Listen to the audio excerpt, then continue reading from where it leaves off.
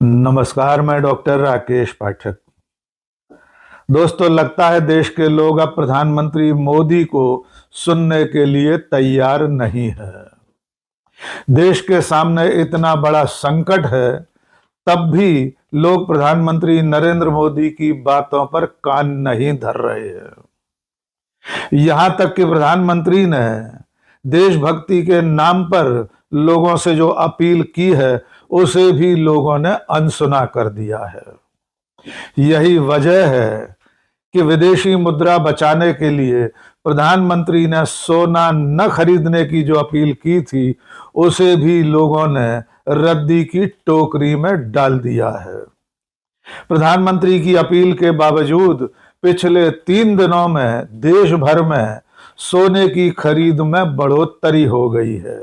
बजाय इसके कि लोग सोना न खरीदते, लोगों ने ज्यादा सोना खरीदना शुरू कर दिया है। खास तौर पर शादी का सीजन आने वाला है, इसके चलते लोगों ने पहले से कहीं ज्यादा जेवरात की खरीदी कर ली है।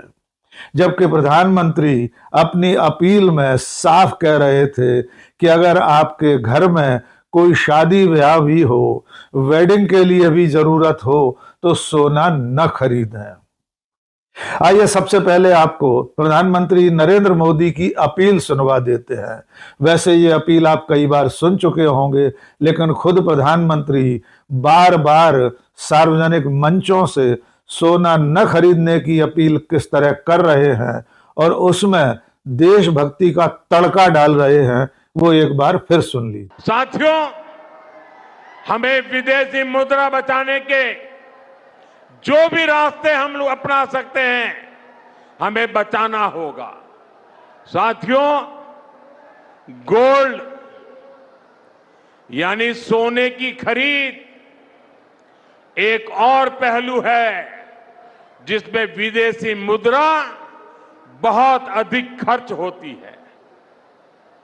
एक जमाना था जब संकट आता था, कोई युद्ध होता था, तो लोग देश हित में सोना दान दे देते थे।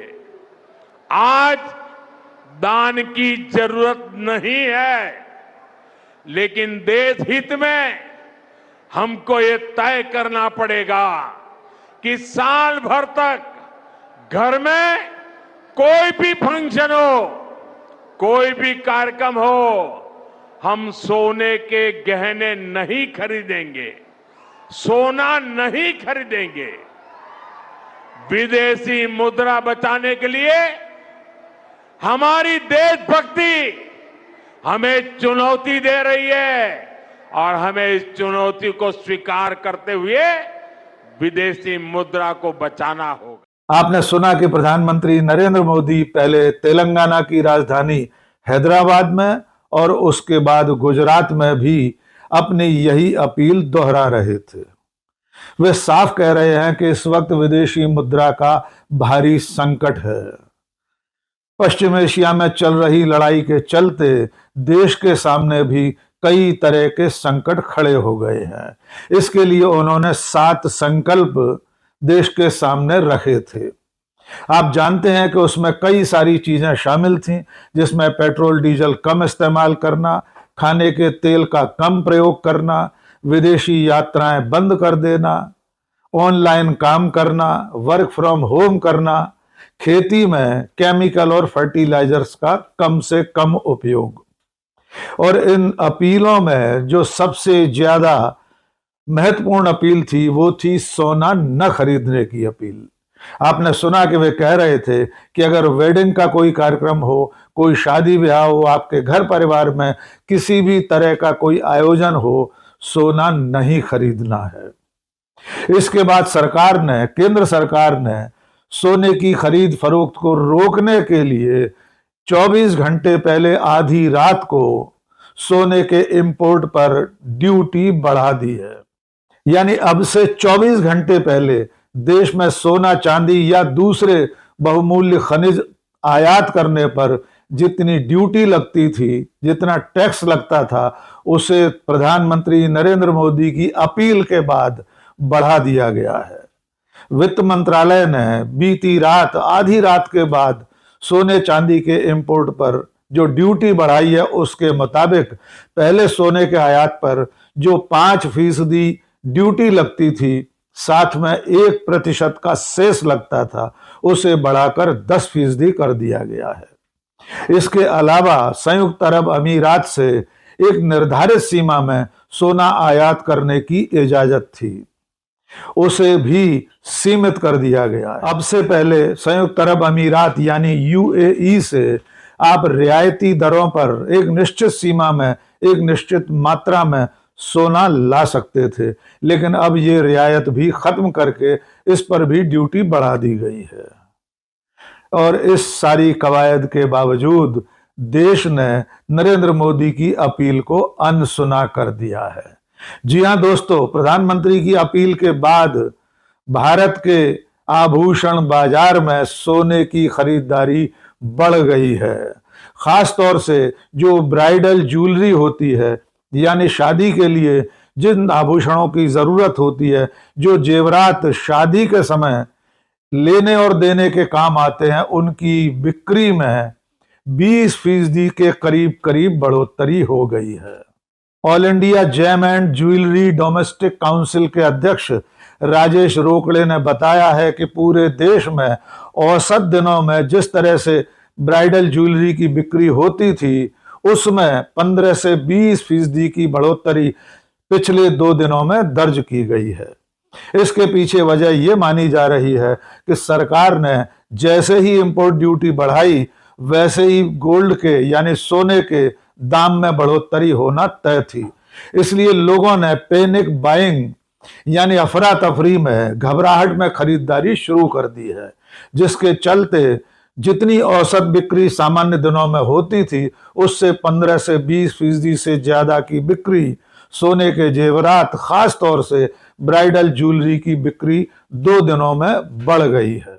मुंबई के जावेरी बाजार से लेकर देश के जो बड़े बड़े ज्वेलरी शोरूम हैं, उन तमाम जगहों पर ज्वेलरी की खरीदारी बढ़ती हुई देखी गई है। और इस तरह से आभूषणों की ज्यादा बिक्री से प्रधानमंत्री की जो मूल मंशा थी, वो पूरी तरह पानी में मिल रही है, क्योंकि प्रधानमंत्री चाहते थे कि सोने की कम से कम खरीद हो। उन्होंने इसके लिए 1 साल तक सोना न खरीदने की अपील की थी।